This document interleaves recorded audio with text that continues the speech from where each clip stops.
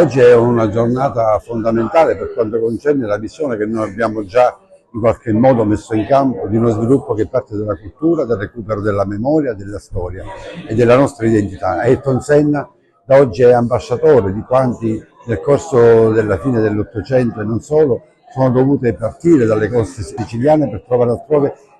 fortuna. È un percorso che riguarda lui, la sua famiglia, una ricostruzione sia da un punto di vista dei documenti sia da un punto di vista dei luoghi, ma è anche un'opportunità tecnologica importante perché attraverso la realtà virtuale, un allestimento molto innovativo, sarà possibile immergersi nella storia di Ayrton Senna pilota e nella storia di Ayrton Senna uomo. Quindi un'occasione veramente interessante e importante. L'iniziativa intanto rientra nel turismo delle radici, che è un'idea del Ministero che noi abbiamo sposato e naturalmente rientra tra le attività previste per l'Agrigento Capitale Italiana della Cultura 2025. È importante la presenza oggi del sindaco Micciche, ma anche dei sindaci di Imola, con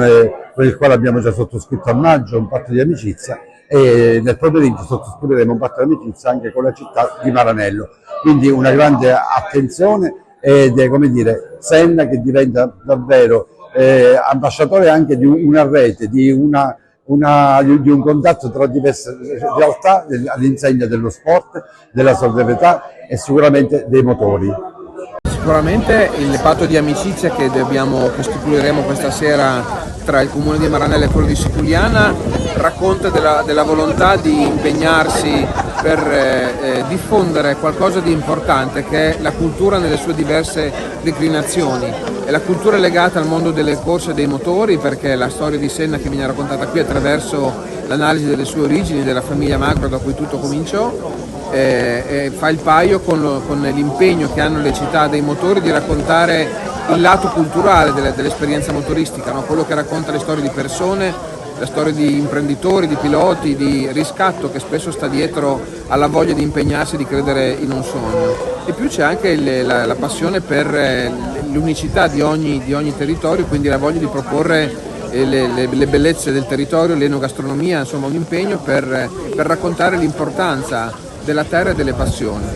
È un museo veramente moderno nella concezione, moderno nella realizzazione, perché sono state utilizzate manifatture di alta qualità, tutte siciliane, il che devo dire fa piacere, perché spesso noi diamo per scontato che con la modernità tutto si possa realizzare ovunque e invece poi il Sud sconta una carenza di aziende specializzate nei materiali più moderni. Ecco, questo invece è la dimostrazione, questa è la dimostrazione che anche la Sicilia può offrire la struttura aziendale in grado di mettere in atto, di produrre le idee più innovative. Nel museo noi troviamo una storia. Noi abbiamo messo sotto forma di superfici, di volumi, di spazi, quello che è una storia che è stata raccontata benissimo da Pipitone e da Anna Restivo. E abbiamo cercato di creare questo lungo percorso che racconti questa straordinaria storia di emigrazione che poi parte da Siculiana, arriva in Brasile e poi da lì ritorna di nuovo in Italia con l'arrivo di Senna che viene a correre l'Italia. E noi l'abbiamo approfondito tutta questa parte facendo proprio un racconto di questo. Infatti non è un museo classico che è una raccolta di elementi, ma è un racconto che racconta se stesso, quindi Astro racconta se stesso attraverso delle immagini, dei contenuti, dei video, degli approfondimenti specialmente anche sul territorio di Siculiana, sul Senna uomo, sul Senna pilota. Infatti, come vedete dall'allestimento che insomma poi andremo a poco a scoprire, vedrete un'immagine di Senna che sicuramente viene approfondita dal punto di vista umano, della sua correlazione con la Sicilia e con la sua malinconia che viene proprio, che lui dichiara tra parentesi, che viene proprio dalla madre, quindi dal suo ramo siciliano. E dopodiché vedrete anche il Senna pilota, infatti come si vedono benissimo in queste stampe in alluminio o in altri tipi di elementi che abbiamo inserito, si vede il suo amore per i motori, perché lui alla fine era un pilota, quindi la parte meccanica che viene da noi espressa in una maniera più artistica, più cercando di cogliere quella parte bella di un motore, viene esplicitata in questo museo. Dopodiché nella parte superiore, per esempio, andremo a trovare quelli che sono i punti fondamentali di una storia e poi entreremo all'interno di un cuore, che è una piazza interna che abbiamo creato, che